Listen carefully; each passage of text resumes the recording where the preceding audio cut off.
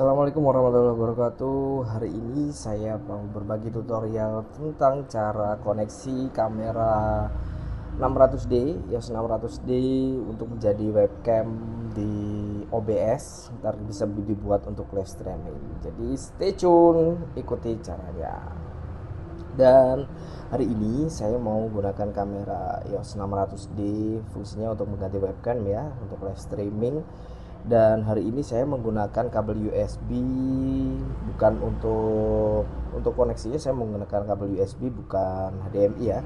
Jadi yuk kita lihat caranya. Jadi langkah pertama, teman-teman harus siapkan namanya kabel USB yang sesuai dengan ini port dari USB kamera Canon EOS 600D seperti ini. Dan yang kedua adalah laptop yang sudah memiliki aplikasi OBS ya tentunya. Dan jelas karena kabel saya ini kabel pendek nih, saya mempersiapkan ekstensi kabel USB untuk biar lebih panjang aja seperti ini.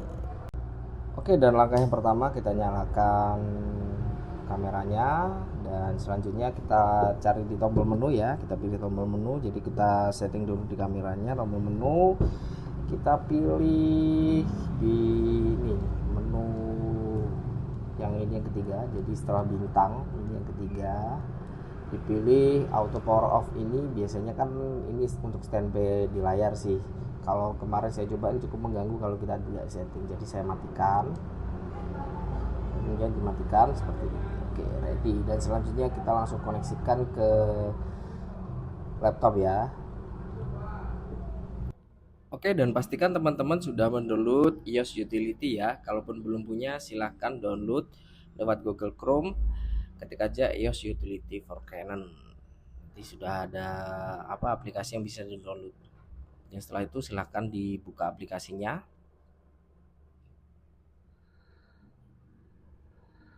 Nah, ini tampilan awalnya. Dan sekarang kita nyalakan kamera dan lanjut untuk kita koneksi ke laptop via kabel data.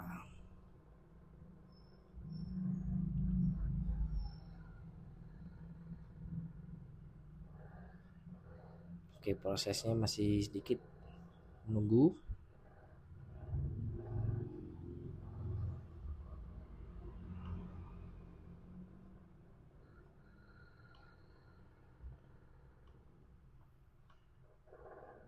Nah, ini tampilan dari EOS Utility teman-teman kalau sudah terkoneksi dengan kamera. Dan lanjut kita pilih kamera setting dan remote ya.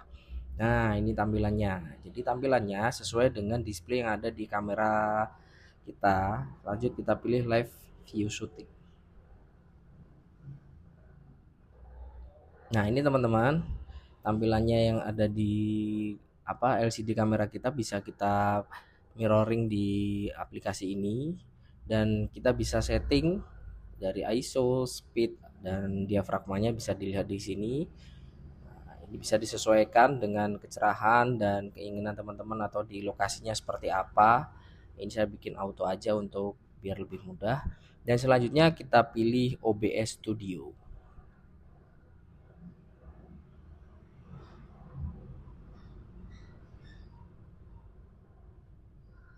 Oke, kita minimis dulu ya.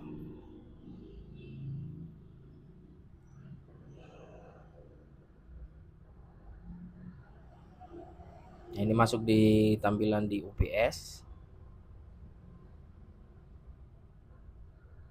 Nah, kita bikin skin baru. Terserah teman-teman mau isikan skin apa. Dan kita tambahkan, kita pilih Windows Capture. Oke, ini double kelihatannya. Sebentar ya.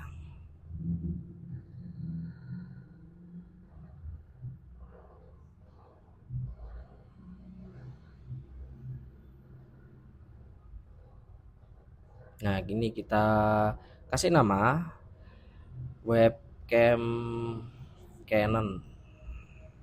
Nah, silakan teman-teman isikan namanya, terserah biar lebih mudah untuk dicari ntar. Nah, ini masuk ke Windows karena kita masuknya capture. Jadi kita pilih. Oke, kita masukkan. Oh, tadi masih saya minimis ya. Sebentar. Oke, kita cancel dulu. Nah, ini kita buka dulu ya. Selanjutnya kita OBS, masuk ke menu OBS lagi, dan kita ubah jadi iOS Utility Remote Live View. Nah, ini teman-teman tampilannya seperti ini.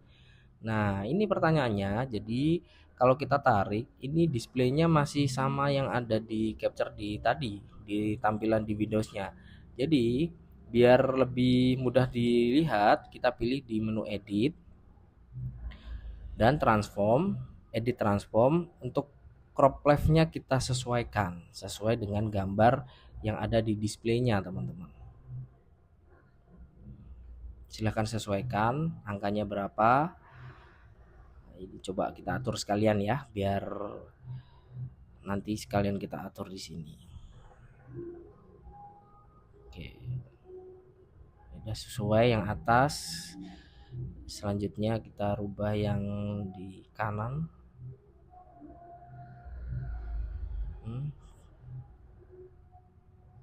Di kanan kita rubah di angka berapa piksel ini sesuai. Saya juga masih mengaturnya biar lebih oke. Mungkin 200 ya. Oh, lebih 230. Oke, 240. 260 kali. Oh, masih kurang. 260. Nah, udah sesuai teman-teman. Tinggal yang bawah, yang bottom kita rubah sesuaikan dengan keinginan teman-teman, atau mungkin framenya langsung dihabiskan sekalian ya nggak apa-apa, sesuai dengan kebutuhan teman-teman. Nah ini, nah ketika sudah di Windowsnya di screennya seperti ini, teman-teman bisa disesuaikan, atau nanti kalau teman-teman bisa ditarik sedikit di kanan kirinya silahkan. Biasanya kan di belakang ada template-nya seperti ini, udah sesuai dengan apa yang digambar. Jadi kamera ini coba saya gerakkan seperti ini.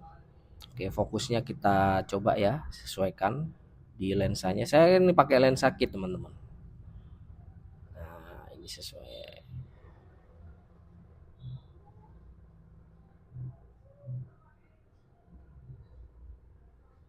Nah ini kalau sudah di display di live-nya seperti ini.